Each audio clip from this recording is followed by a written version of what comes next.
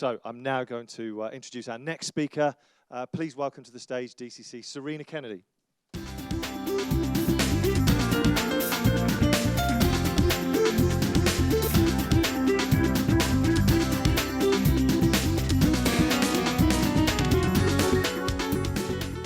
Good evening, everyone. Oh, I can't move, can I? What a great afternoon for the Northwest. Michelle from Cumbria opening up, myself from Merseyside, and then we've got Andy following me from Lancashire. So it does make a change to see the Northwest so well represented. As the slide says, Serena Kennedy, and I am incredibly proud to be the first female chief... promoted myself.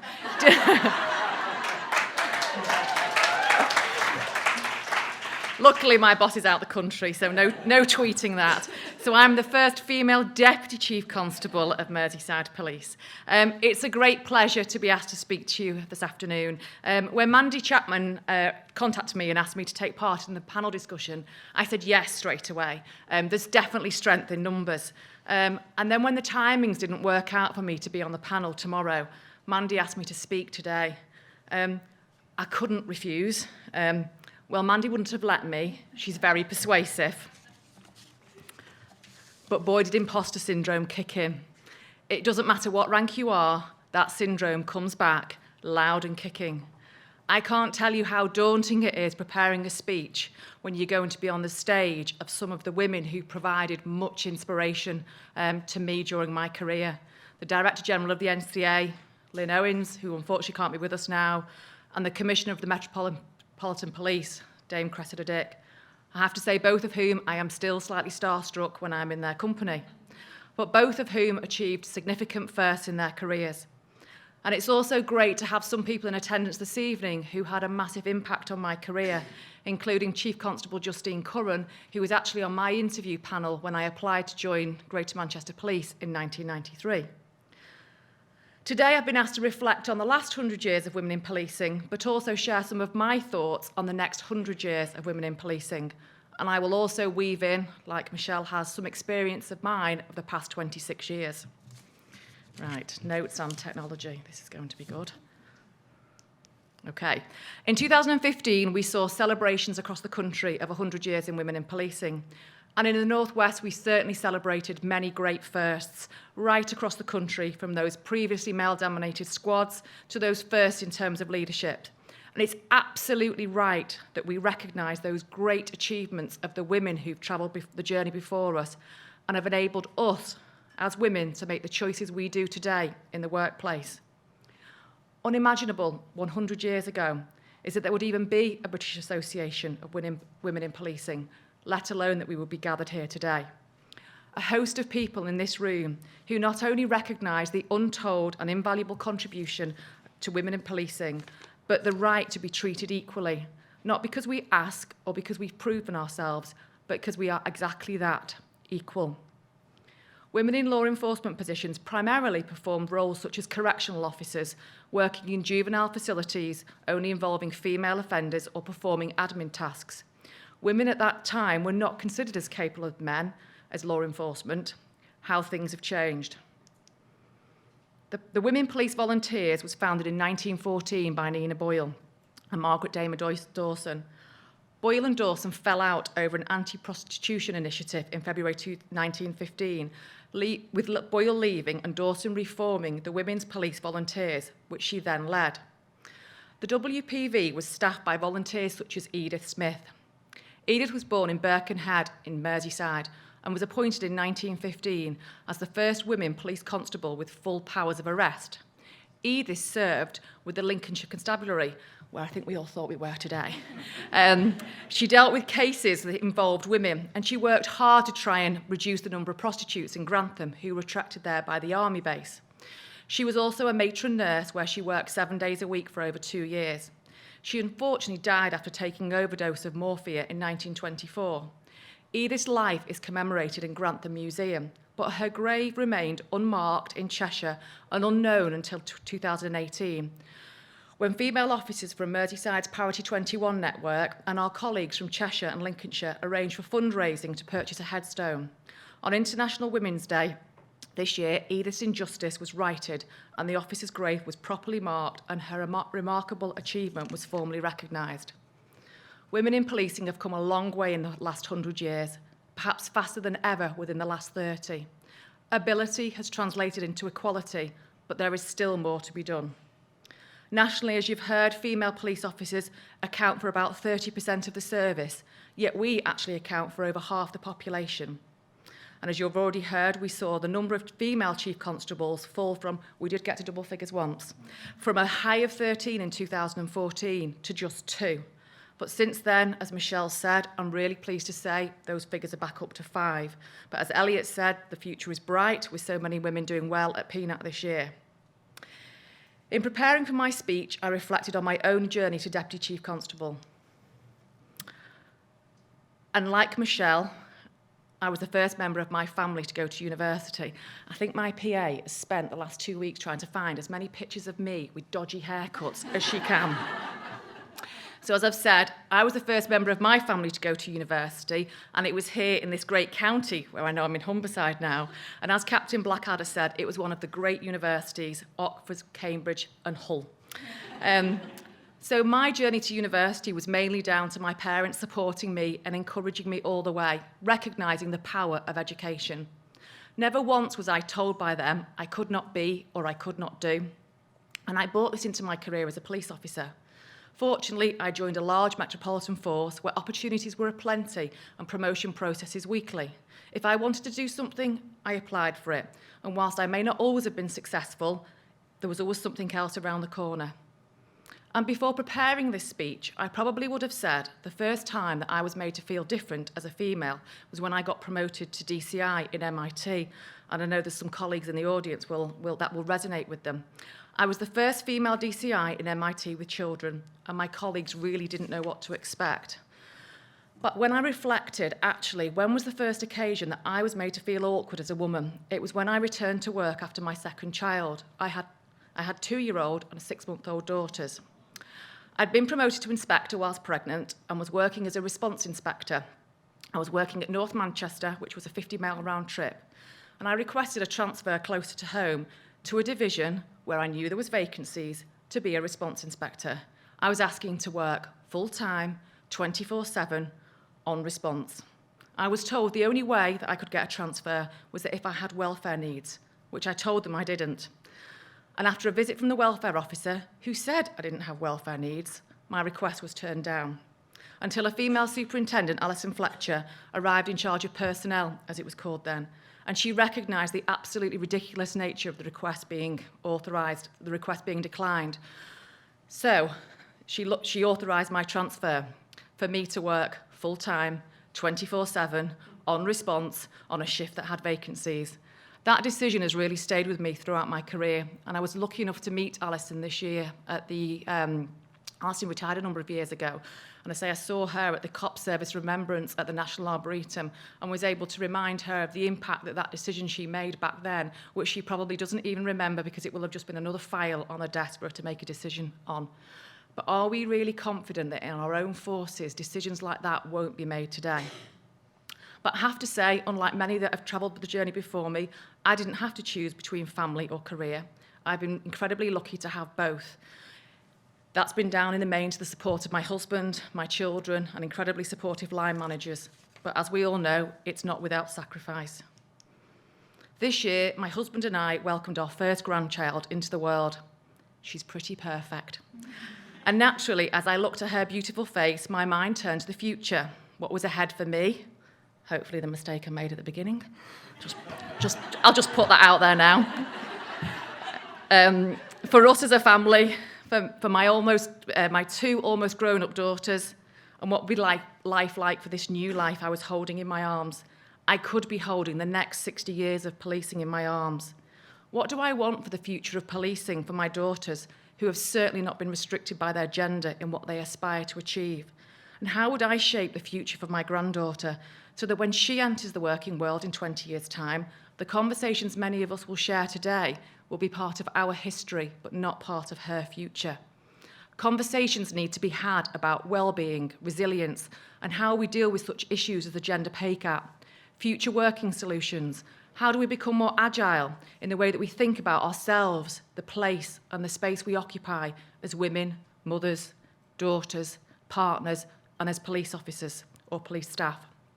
Conversations that could and should challenge the status quo. I messaged a number of people in preparation for this speech. I asked them, what should the next 100 years of women in policing be about? What should we achieve? What should the conversation be? And what should our considerations be around well-being, resilience, agility, which are the theme of the next 24 hours? The overwhelming response was that in 100 years' time, we should not be talking about women in policing, but simply policing. We should not need the British Association of Women in Policing because the issues that we face that are unique to our gender are no longer considered to be an issue and are catered for within a fully inclusive police force. Surely this is achievable. After all, it took less than 40 years to put a man on the moon, and we know that science predicts that the next 100 years will see us able to control the weather, visit space as tourists, and God forbid, create immortality. Why then is gender equality so far beyond us? Is it really a feat too far for human endeavour? Yet the World Economic Forum estimates that my granddaughter will not live to see the day when women have full equality with men. In fact, her grandchildren will not live to see that day. Why? Because it's 170 years away. Now, I am really struggling with that figure. So what is it that we need to do to make sure that it doesn't take 170 years for women in policing to achieve that equality? I certainly do not have all the answers, but I will share with you some of my thoughts. We need to continue to understand the issues that impact on women more than they do on men and get evidence-based solutions. Now, Michelle mentioned confidence. We know that women can generally lack self-confidence, and we've worked really hard through coaching and mentoring and Aspire programs of work to develop confidence in women. But in a study published in the Harvard Business Review in 2018, it was shown that even if coaching and mentoring work, self-confidence does not translate equally for men and for women.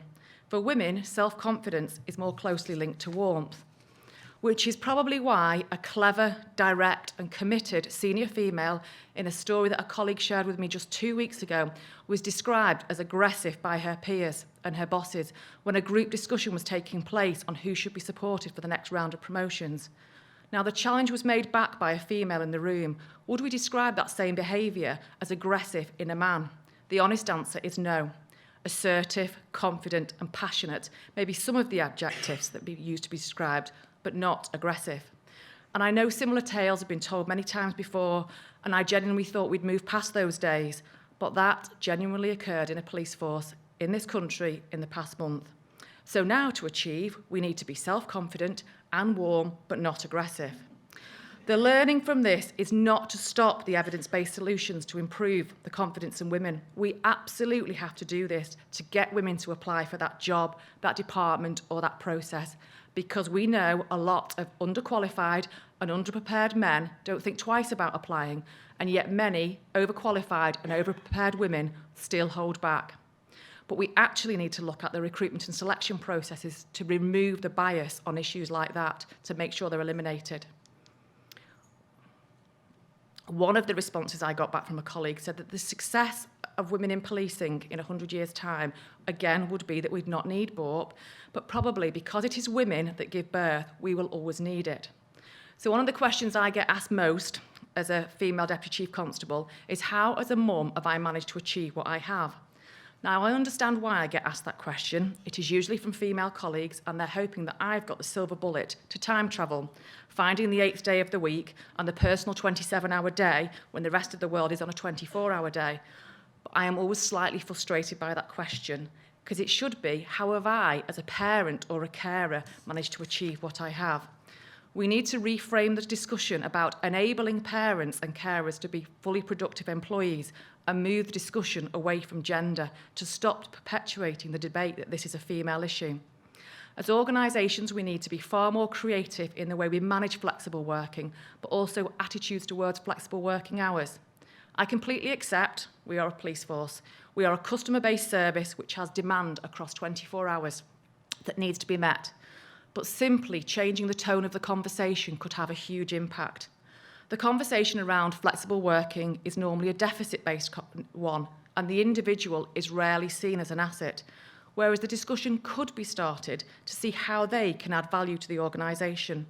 The individual often feels fearful coming into that conversation and is often left feeling completely inadequate with little hope of success that the plan will work. The 21st Century Public Servant research by Birmingham University and the Economic and Social Research Council talks about building careers which are fluid across the public sector and services. Indeed, our own MPCC Policing Vision 2025 talks about creating routes to exit and enter policing. And yet I would challenge that we've not actually yet managed to create a culture where working flexibly and agilely across UK policing is completely embraced.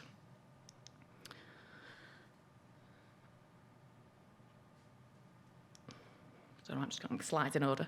The service's understanding of issues that directly affect women has come a long way in terms of maternity, fostering, adoption, endometriosis, menopause, and IVF, which are huge life-changing events. On an employee-employer level, these issues need professionalism, compassion, and understanding. These interactions, as we know, can make or break an individual's trust in the service. If I'm honest, I think these conversations are still a bit taboo and they are somebody else's problem, not mine. So selection, training and professional development of managers are key to providing the service that we need. UK policing needs line managers to understand these gender-related issues and how they affect the whole workforce, not just women, and what they can do to enable people to remain in the workplace and feel like they are adding value when they are facing these issues and challenges. At an organisational level, we must challenge the policy, the process and the procedure. It needs to be far more reflective of the diversity of the service that we want. No, that one. Police staff colleagues are a critical part of the policing family and will continue to be in the future. And whilst as a service we're getting much better, the language has completely changed. So we talk about first and second line leaders now. We talk about enabling services and of support services. We've got the inclusion of police staff leaders on all the leadership pathways right up the strategic command course, but we still need to do more. Not enough time is spent developing career pathways for police staff when we have an incredibly capable workforce. During the times of austerity, probably since 2010, I think we've got much better at doing this, but it's been born out of necessity to modernise the workforce to save money, as opposed to actually because it's the right thing to do. But what I've seen in the 3 police forces that I've worked in is some fantastic opportunities and career pathways being created with well thought out structures and CPD. But my fear is now that with operational uplift and issues such as the detective shortage, we will see an over-reliance on retired officers and the 30+ scheme, which are absolutely vital, but it needs to be not at the expense of career pathways. Cognitive diversity is often referenced now, and the need for policing to have diversity of thought, which I absolutely agree with. We need to make sure that we recruit and promote people who think differently and challenge the organisation. But I pose the question, are we really ready for it? How often do we hear the phrase, they need more operational experience? We need the policing family to cover such a broad range of skills nowadays, and surely not all officers can excel in all of them. We finally accept, as Michelle said, that officers can move laterally and upwards within operational specialisms. But do we accept it with the business specialisms? Or do we move somebody away from the business areas back to operational policing just so that they can get that tick? And then how does that fit with career pathways for police staff and also the pay and conditions debate for officers? I definitely don't have all the answers for that, but it certainly created much debate back in my home force at Merseyside when I discussed it with colleagues last week. As I've already said, almost exclusively, the response I got to my set of questions in relation to the next 100 years of women in policing was that the debate in 2119 should simply be the next 100 years in policing, because we will have nailed the diversity agenda. We will be an inclusive police service where we are representative of all of our communities. Everybody will feel they are able to bring their whole selves to work and feel that they will be treated equally. And in the case of women in policing, inclusivity will exist regardless of our gender, or equally if we identify as non-binary. So thank you for listening, and I hope I provided you with some food for thought this afternoon.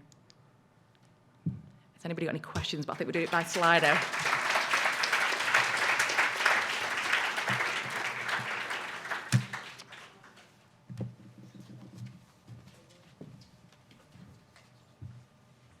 Well, that was, excuse me, that was definitely food for thought, and I think some of the things that you came up with there really struck a chord with me personally, and I think a lot of people in the room will have identified with that too.